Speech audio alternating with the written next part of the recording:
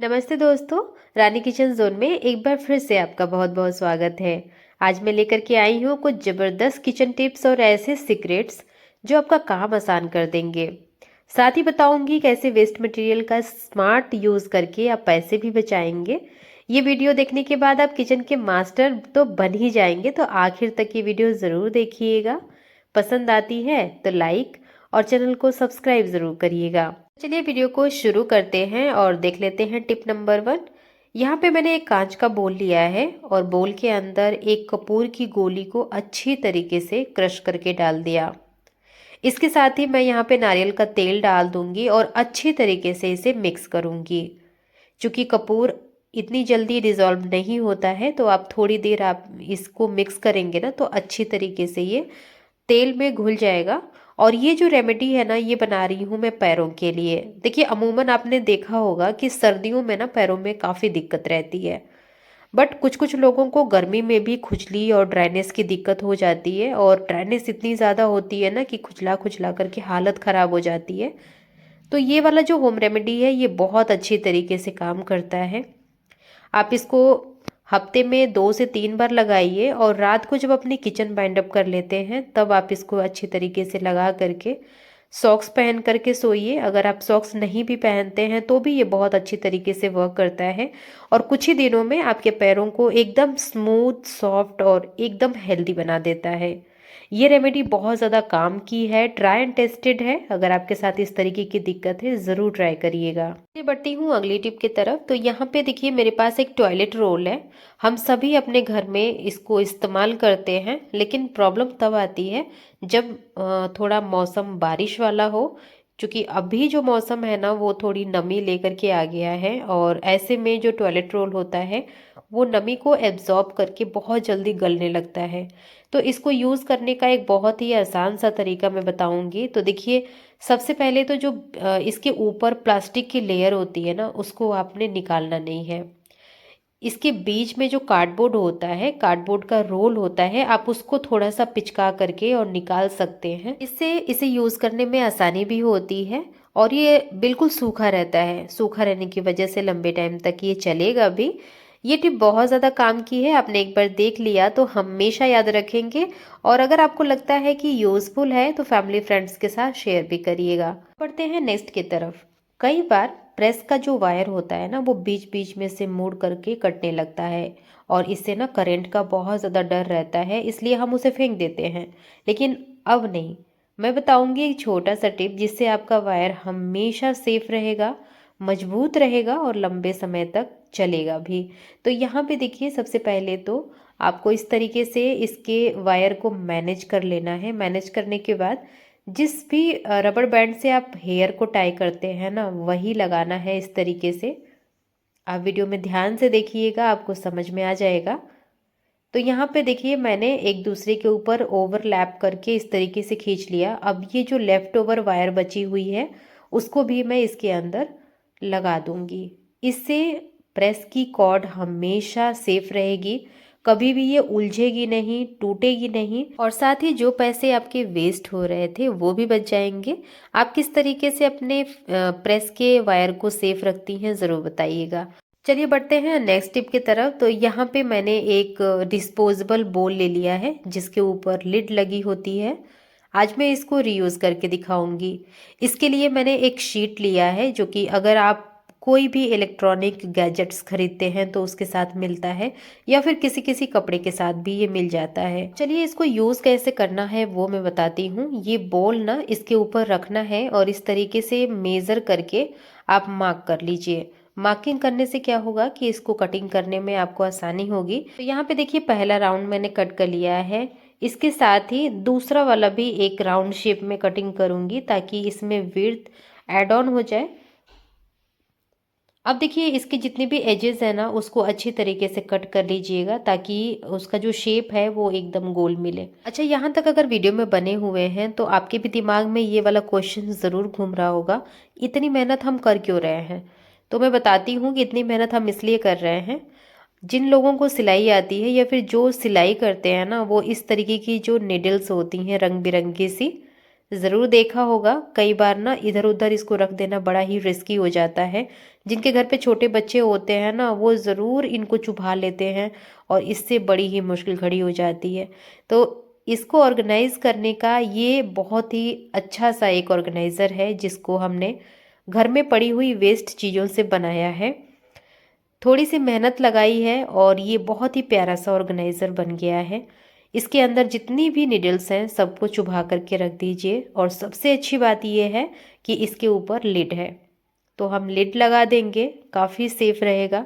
जहाँ भी आप अपनी सिलाई की चीज़ें रखते हैं वहाँ पे आप इसको रखिए, किसी भी बच्चे के पहुँच से ये बाहर की चीज़ होगी और देखने में भी खूबसूरत लगता है। तो है ना ये कमाल की टिप। चलिए बढ़ते हैं अपनी अगली टिप की तरफ। देखिए, हम सबके घर में ना पढ़ने लिखने वाले बच्चे हैं, और आजकल के बच्चों को ना इतना टफ प्रोजेक्ट्स मिल जाते हैं कि आधा काम तो पेरेंट्स को ही करना पड़ता है। अगर आपको भी ड्रेसिंग या फिर क्राफ्ट प्रोजेक्ट समझ नहीं आ रहा है तो बिल्कुल टेंशन मत लीजिए। मैं बताऊंगी एक बहुत ही आसान सा तरीका, जिससे आप अपने प्रोजेक्ट्स वगैरह को बहुत अच्छी तरीके से ट्रेस कर पाएंगे और झटपट बना पाएंगे। तो इस तरीके से अगर आप इसको बनाना चाहें ना, तो बहुत मुश्किल होता है, बन तो जाता है लेकिन टाइम बहुत ज़्यादा लग जाता है इसमें। तो इसके लिए आपको क्या करना है कि बटर पेपर लेना है।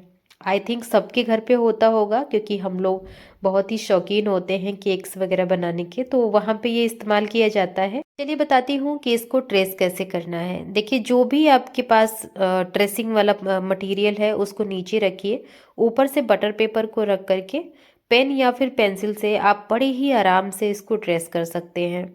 कोई भी दिक्कत नहीं आती, बच्चों को आप दे देंगे तो वो बड़ा ही आराम से अपना सेल्फ प्रोजेक्ट्स डन कर पाएंगे, और ये बिल्कुल प्रोफेशनल की तरह दिखता है।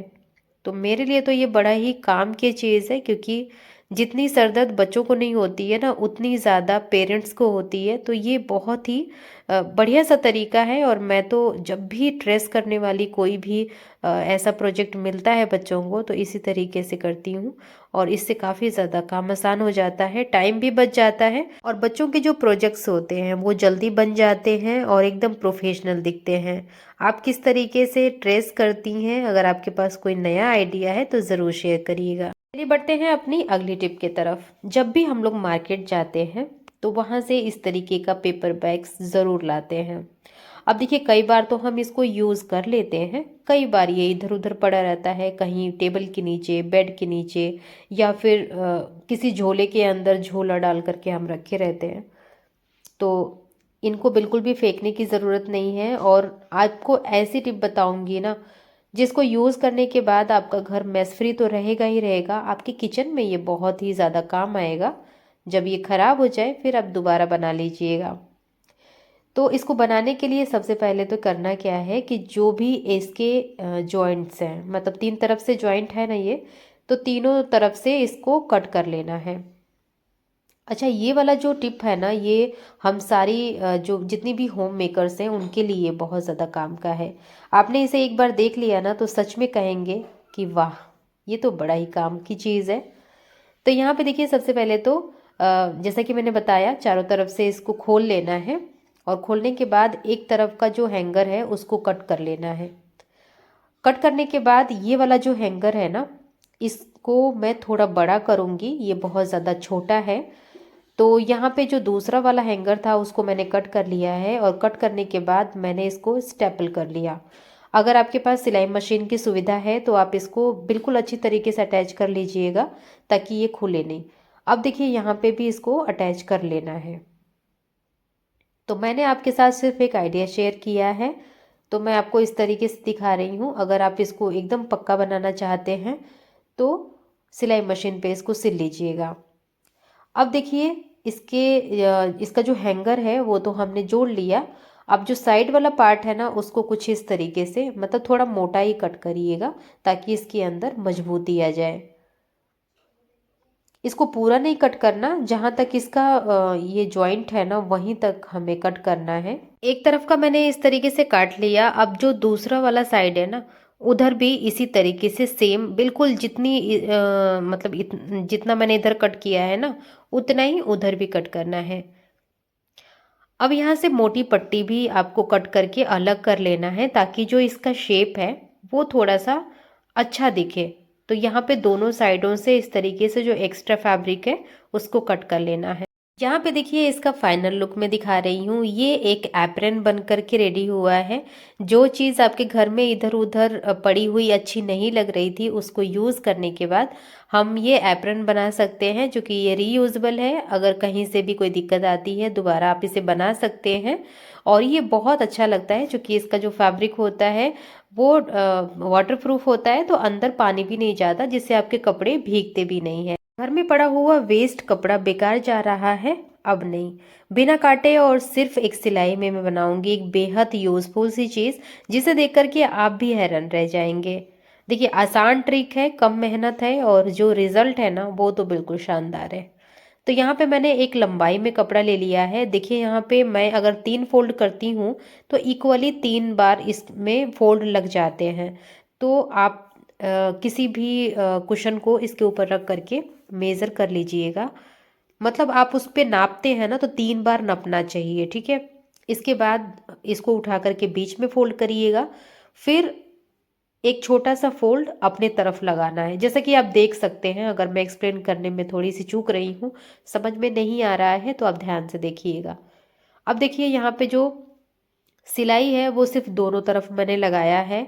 अगर आपके पास सिलाई मशीन नहीं है तो हाथ से भी लगा सकते हैं, कोई प्रॉब्लम नहीं होती। जब अच्छी तरीके से सिलाई दोनों तरफ लग जाए तो इसको सीधा करिएगा। आप देखेंगे बिना किसी मेहनत के, बिना किसी मेजरमेंट के इतनी बेहतरीन कुशन का कवर बन करके रेडी होता है कि आपको खुद पे यकीन नहीं होगा। क्योंकि जैसा कि मैं हूँ, मैं सिलाई नहीं जानती, फिर भी मैंने इसे बना लिया, तो आप भी आराम से इसे बना लेंगे।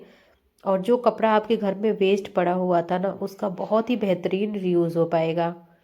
तो यहाँ पे देखिए जो इसके कॉर्नर्स हैं उसके अंदर आप अच्छी तरीके से कोई भी नुकीली चीज़ डाल करके, पेन पेंसिल, अच्छी तरीके से जो इसका कॉर्नर है वो निकाल दीजिएगा।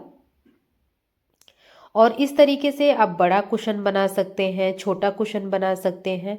सबसे अच्छी बात कि इसके अंदर जिप नहीं लगती। आपने देखा होगा कि जो जिप वाले कुशन कवर होते हैं ना, बहुत जल्दी ख़राब हो जाते हैं। इसके अंदर हम ऐसा कुछ लगा ही नहीं रहे हैं, सिर्फ कपड़े को फोल्ड करके हम ये कुशन का कवर रेडी किए हैं। तो ये काफ़ी लंबे टाइम तक चल जाता है, बिल्कुल भी ख़राब होने की कोई टेंशन नहीं होती।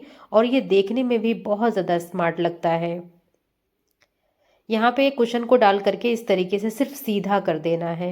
आप देखेंगे कि बढ़िया सा कुशन कवर बन के रेडी हो गया। और सबसे अच्छी बात कि आप इसको ढेर सारा बना करके रख लीजिए, क्योंकि ये वाला हुनर तो आपके हाथों में है। आप जितनी मर्जी उतना बनाइए, बाहर से खरीदने की ज़रूरत ही नहीं पड़ेगी। और ये यूज़फुल तो है ही, देखने में भी बहुत ज़्यादा खूबसूरत लगता है। अब बढ़ते हैं अपनी अगली टिप के तरफ। अगर आप कद्दू की सब्जी बनाते हैं और आपको बहुत ज़्यादा बोरिंग लगती है ना, तो आज ये वाला तरीका ज़रूर ट्राई करिएगा। एकदम यूनिक है और बहुत ज़्यादा टेस्टी बनता है। सबसे पहले एक बोल में मैंने राई, जीरा, सौंफ और यहाँ पे अजवाइन ले लिया है। मतलब कुल मिला करके ये हम पंचफोरन बना रहे हैं, ठीक है। तो यहाँ पे अगर आपके पास पंचफोरन है तो वो भी ले सकते हैं, अदरवाइज मैं यहाँ पे बता रही हूँ, ऐसे भी कर सकते हैं। इसके बाद दूसरी कटोरी में आप लाल मिर्च पाउडर, हल्दी पाउडर, धनिया पाउडर और नमक स्वाद अनुसार, थोड़ा सा इसमें गरम मसाला डाल दीजिएगा। इसके अंदर पानी ऐड करना है और इन सारी चीज़ों को अच्छी तरीके से घोल करके एक पेस्ट बना लेना है। तो ये वाला जो पेस्ट है ना, अच्छी तरीके से बिल्कुल घुल जाना चाहिए। यहाँ पे इसको साइड में रख देते हैं। गैस की फ्लेम को ऑन करते हैं और रख देते हैं कढ़ाई। कढ़ाई में डाल दीजिए सरसों का तेल। इसमें मैंने सब्जी बनाया था तो उसी में फिर दोबारा मैं सब्जी बना रही हूँ, क्योंकि ये नॉन स्टिक होता है तो चल जाता है। अब देखिए जब तेल गर्म हो गया तो मैंने उसके अंदर जो भी पंचफोरन था उसको डाल दिया। हींग ज़रूर डालिएगा, क्योंकि हींग बहुत ही अहम है इस सब्जी में। अब देखिए सूखी लाल मिर्च भी इसके अंदर डाला। जो मसाला हमने रेडी किया था उसको डालने के बाद अच्छी तरीके से इसको मिक्स करना है। फिर आप इसको ढक दीजिए। जब तेल ऊपर आ जाए तब इसके अंदर डाल देना है कटा हुआ कद्दू। ये पीला वाला कद्दू है, बहुत ज़्यादा मीठा होता है। आपने देखा होगा कि कई बार ना हम इसको चीनी के साथ भी बनाते हैं, बट मुझे ऐसा लगता है कि आपको चीनी की ज़रूरत बिल्कुल भी नहीं है। अगर आप इसको पूड़ी के साथ खाने के लिए बना रहे हैं तो यही वाला कद्दू लीजिएगा। अभी बहुत अच्छे आ रहे हैं ये। इसमें चीनी नहीं डालनी पड़ती, ये बहुत ज़्यादा मीठा होता है। अब देखिए इस तरीके से आपको कद्दू की सब्ज़ी बना लेनी है, कुछ भी एक्स्ट्रा हमने करा ही नहीं, जो चीज़ हमने तैयार किया वही डाला। अब फाइनली इसको थोड़ा-सा धनिये से गार्निश कर दीजिए, बहुत ज़्यादा ही अच्छी लगती है ये सब्ज़ी। पूड़ी पराठे के साथ खाइए, बहुत ही स्वाद लगती है। चलिए बढ़ते हैं अब अपनी नेक्स्ट टिप की तरफ। हम लोग के पास ना इस तरीके की जब साड़ी होती है, कई बार ना जो फ्रिल वाले या फिर इस तरीके के जो लेस होते हैं, इस तरीके की साड़ी सूट को धोने में ना बहुत ज़्यादा दिक्कत होती है। अब हर बार लॉन्ड्री में या फिर हम ड्राई क्लीन में थोड़ी दे सकते हैं। तो चलिए बताती हूँ कि अगर आपके पास इस तरीके की साड़ी है तो उसको किस तरीके से घर पे धोया जाए। इसके लिए सबसे पहले तो क्या करना है कि आपको एक कुशन कवर ले लेना है या फिर पिल्लो का कवर ले लेना है। जैसी भी आपकी साड़ी है उसके अकॉर्डिंग आप ले सकते हैं। तो मेरी साड़ी काफ़ी हैवी है, इसके लिए मैंने यहाँ पे पिल्लो कवर लिया है। अब ये साड़ी को ना पिल्लो कवर के अंदर डाल देना है। अब इसके साथ जो भी ब्लाउज़ वगैरह है, पेटीकोट वगैरह है तो वो भी डाल सकते हैं। लीजिए, इसका सेफ्टी कवच बिल्कुल रेडी हो चुका है। अब इसके अंदर आप अपने साड़ी को वॉश करेंगे ना, तो इसमें कोई भी दिक्कत नहीं आएगी। मतलब इसका जो फैब्रिक है वो ख़राब भी नहीं होगा और आपकी साड़ी डैमेज भी नहीं होगी। चलिए मशीन को चालू कर लेते हैं और डालते हैं इसके अंदर सॉफ्ट फैब्रिक। मतलब आप इसको ईज़ी में धो सकते हैं, शैम्पू डाल सकते हैं या फिर जो लिक्विड डिटर्जेंट होता है उसे भी डाल सकते हैं। क्योंकि ये थोड़ी सी मतलब माइल्ड होती है तो आपके कपड़ों पर इतना ज़्यादा फर्क नहीं पड़ता है। आप घर पे भी इस तरीके की चीज़ें धो सकते हैं। अब पिलो कवर के साथ ही मैंने इसके अंदर डाल दिया, अच्छी तरीके से इसको वॉश होने दीजिएगा। तो मैंने सिर्फ 5 से 10 मिनट, चूँकि साड़ी बहुत ज़्यादा गंदी हुई नहीं है, थोड़ा बहुत पसीने वगैरह की जो स्मेल है वही निकालनी है। तो यहाँ पे अच्छी तरीके से ये धुल गया है। अब निकालूंगी इसको, रिंस करूंगी बढ़िया तरीके से और फिर इसको ड्रायर के अंदर सुखाऊंगी। यकीन मानिए कुछ भी दिक्कत नहीं आती। आप एक बार इस तरीके से वॉश करके देखिएगा तो यहाँ पे मैंने इसको सुखा भी लिया है और वीडियो में बने रहिएगा, मैं आपको दिखाऊंगी कि कितनी बढ़िया तरीके से धुल जाती है बिना किसी डैमेज के। फाइनली हमारी साड़ी अच्छी तरीके से धुल गई है और सूख भी गई है। इसके साथ जो भी इसके साथ का पेटीकोट ब्लाउज वगैरह होता है सब मैंने धो लिया है। अब मैं इसको खोल के भी दिखाऊंगी कि इसके अंदर किसी भी तरीके की कोई दिक्कत नहीं आई है। तो छोटे मोटे कपड़ों को धोने के लिए ना आप बार बार लॉन्ड्री में नहीं दे सकते या फिर ड्राई क्लीन में नहीं दे सकते, तो इस तरीके से आप घर में इसे वॉश कर सकते हैं। कैसी लगी ये टिप ज़रूर बताइएगा। अच्छी लगी तो एक लाइक, चैनल को सब्सक्राइब प्लीज़ प्लीज़ प्लीज़ कर लिया करिए। कहाँ से वीडियो को वॉच कर रहे हैं ये भी ज़रूर बताइएगा। आज के लिए इतना ही, मिलती हूँ नेक्स्ट वीडियो में।